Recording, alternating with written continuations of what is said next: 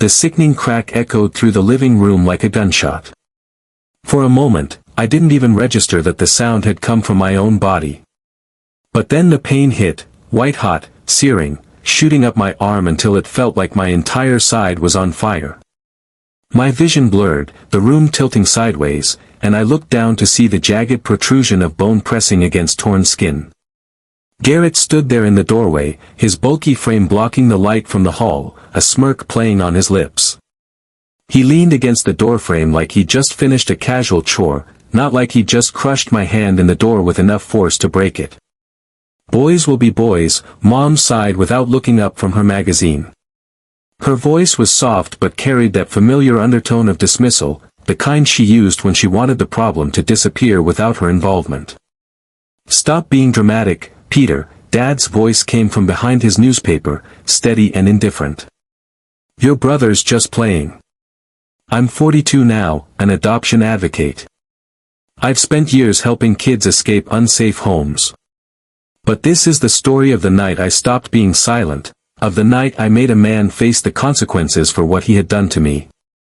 I think it's broken," I managed through gritted teeth. I was shaking, fighting to keep bile from rising in my throat. "I need to go to the hospital." "Hospital?" Dad scoffed, lowering his paper just enough to glance at me. "What for?" "Put some ice on it." Garrett, 19 and built like a linebacker, chuckled. "Yeah, little bro, don't be such a baby. We were just wrestling." Wrestling. That was the word they always used. When he shoved me down the stairs. Wrestling. When he held my head underwater in the pool until black dots danced in my vision. Wrestling. When he punched me so hard my lip split and my tooth loosened. Wrestling. "Mom, please," I said, tears welling despite my best effort to stay composed. "I can see the bone." Finally, she glanced over, her eyes narrowing at the unnatural angle of my fingers and the blood staining my sleeve. "Oh dear," she murmured, as though I'd tracked mud into the house. "I suppose we should have it looked at." She turned to Garrett. "Would you drive your brother to the clinic?" "No," I blurted before she'd even finished the sentence. The memory of the last time he drove me after an accident was still fresh, two sudden, unintentional, hard stops that sent me crashing into the dashboard, aggravating my injuries. "I'll call an Uber," I said. "Don't be ridiculous," Dad replied, his voice hardening. "Your brother offered to drive you. Stop making this dramatic." Garrett's smirk widened, and I could see it in his eyes, that unspoken promise that if I got into that car, there would be more pain before we reached any clinic. That's when I made my decision. "I'm calling 911. The air in the room shifted instantly. Garrett's smirk fell away. Mom's face paled. Dad pushed his chair back so hard it toppled over. "You will do no such thing," he growled. But my good hand was already dialing. "I need an ambulance," I told the dispatcher, my voice shaking but loud enough for everyone to hear. "My brother broke my hand. I can see bone. And I don't feel safe." Those last words were a weapon. My parents knew exactly what they implied. They knew the police would hear them. Mom lunged at me, reaching for the phone, but I sidestepped. "The address is 1542, Oak Street," I said clearly. Garrett took a step forward, but I was already backing toward the front door. The neighbors across the street had their blinds open. If I could just get outside, there would be witnesses. Mom's tone shifted instantly, dripping with sugary charm. "Peter, honey, you're overreacting. We'll take you to the doctor. There's no need for this." But over her voice, I could hear sirens in the distance. For the first time in my life, I felt powerful. The ambulance arrived first, the red lights washing over the porch. A police cruiser pulled up seconds later. The paramedics took one look at my hand and moved quickly. One of them muttered under his breath, "This wasn't an accident. This was done with force." The officer began asking questions, pen poised over his notepad. Garrett stood silent, his usual quick excuses nowhere to be found. My parents tried to interrupt, insisting it was just boys being boys, but the officer held up his hand. At the hospital, Dr. Sarah Miller studied my X-rays, her expression darkening with each image. "Peter," she said finally, "these show multiple healed fractures. Your record says you've had 6 accidents in the past year. That's not normal." I'd lied so many times before, tripping, falling, sports injuries, but something inside me shifted. Maybe it was the pain medication loosening my guard, or maybe I was just tired. "My brother likes to hurt me," I said quietly. "Has since we were kids. My parents say I'm too sensitive. That it's normal brother stuff." She nodded, almost like she'd expected the answer.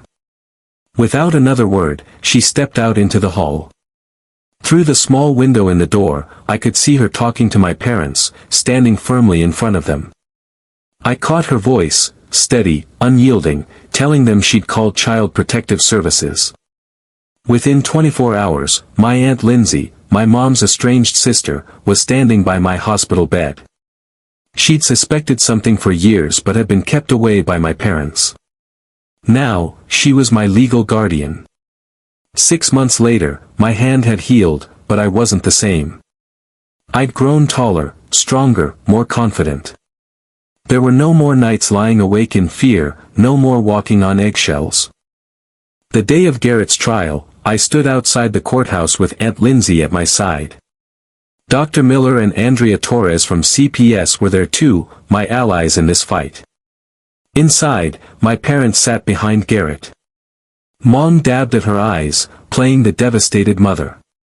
Dad sat rigid, his jaw clenched. Garrett wore a suit, looking nothing like the brother who'd terrorized me for years. Their lawyer tried to spin it as normal roughhousing. "Isn't it true that brothers roughhouse?" he asked. I met his eyes. "Roughhousing doesn't cause multiple fractures and ER visits. What my brother did was calculated abuse. And my parents enabled it." The jury saw the medical records, the X-rays, the neighbor's security footage showing my parents watching while Garrett hurt me. Teachers and nurses testified about the bruises, the flinching, the reports they'd filed that went nowhere.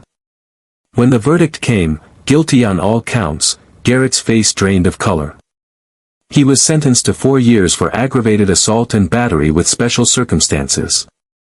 My parents would face their own charges for child endangerment the following month. But I wasn't done.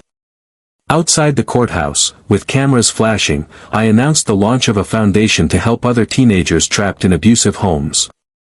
Dr. Miller stepped up beside me, saying our work would help doctors recognize patterns of sibling abuse. Andrea Torres promised CPS partnership and funding.